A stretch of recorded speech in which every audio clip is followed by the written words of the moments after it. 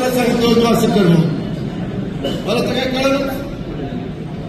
मी घडल्या सीपी पिंपरी चिंचवडला विचारा, त्याला म्हटलं कुणी का असं ना ऍक्शन घे.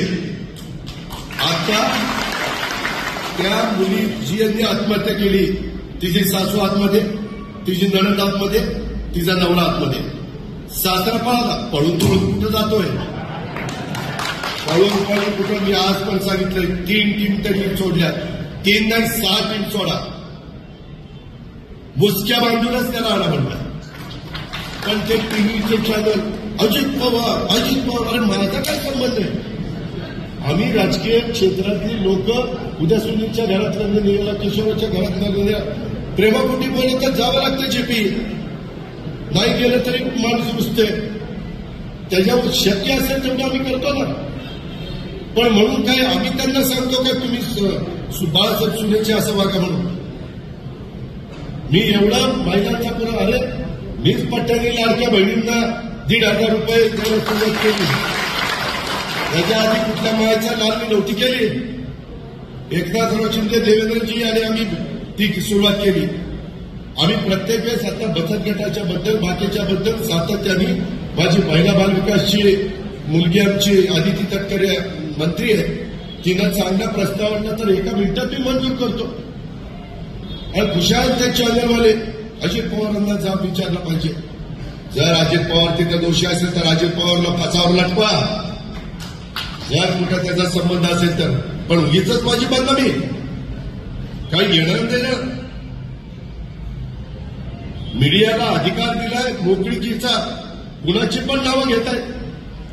आणि उद्या मी लग्नाला गेलो, समजा राजवर्धनच्या घरातलं लग्न आहे, आणि राजवर्धन म्हणलं की दादा ही चावी मला माझ्या जावेला द्यायची द्या.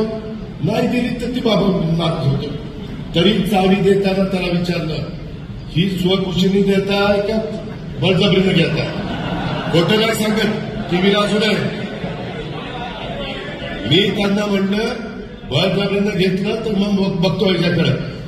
अरे एवढं राव कडक वागतोय तरी देखील माझी बदनामी करता.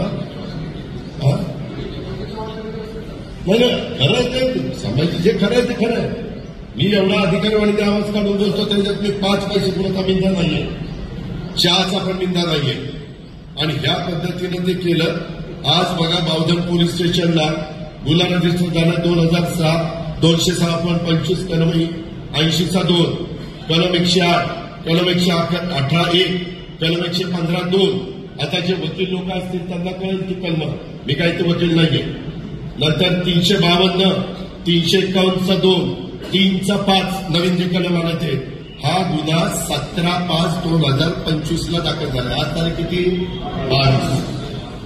बरं मी सगळ्यांना काय सांगायचं कारण आहे कवले, किंवा मी सांगितलं गुन्हा दाखल करायला, कडक वागायला. मी त्याच दिवशी सीपीला सांगितलं आणि म्हणलं रोजच्या रोज रिपोर्टिंग आलं पाहिजे. अजिबात एक देखील मायचा लाच त्याच्यातनं सुटता कामा नये. आज मी जाहीर करून टाकतो, तो तर माझा पदाधिकारी नाही, परंतु सभासद असेल तर त्याला आजपासून राष्ट्रवादी काँग्रेस पक्षातनं मी हकालपट्टी केलेली आहे. असली नाराज माणसं माझ्या पक्षात नको. काय गरज नाही. गरिबाच्या दारात धागा जाईल, पण असल्याच्या भडव्याच्या दारात जाणार नाही. पण कुठंतरी माझी बदनामी करायचं ते थांबलं पाहिजे. मी अजून प्रेसला बोललो ना, पुण्यामध्ये गेल्यावर बोलून उद्या कोल्हापूरला परवा पुण्यामध्ये नमूद गुन्ह्यामध्ये शशांक राजेंद्र हगवणे. आणि माझ्या माहितीप्रमाणे माहिती खरी असेल तर म्हणजे बहुतेक त्या दोघांचं लव्ह मॅरेज आहे. त्यांनी मी विचारतो किंवा तू काय करते काय, तुम्ही मला त्यांनी बघितलं त्या दोघांचं लव्ह मॅरेज आहे.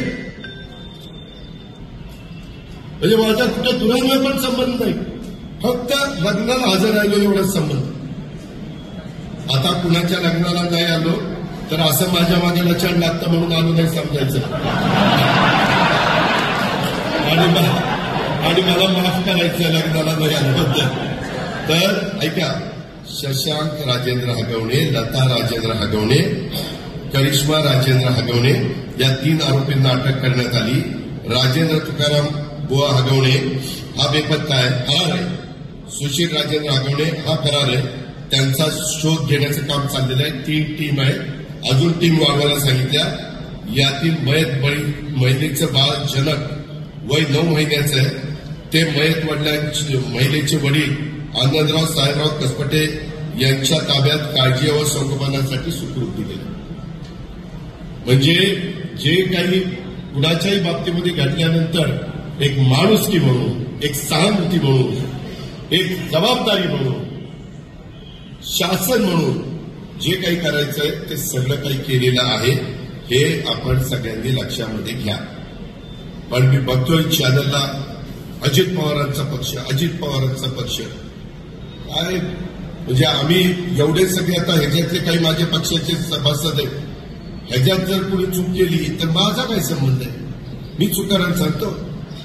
चूक केली तर माझा जवळचा असला तरी मी पोलिसांना सांगतो याला टायरमध्ये सोडू नको सगळ्याला. हे आपण सगळे बघत आलेला. अशाच नवनवीन अपडेटसाठी डिजिटल कोल्हापूर चॅनेलला सबस्क्राईब करायला विसरू नका. आमच्या फेसबुक, इन्स्टालाही नक्की फॉलो करा.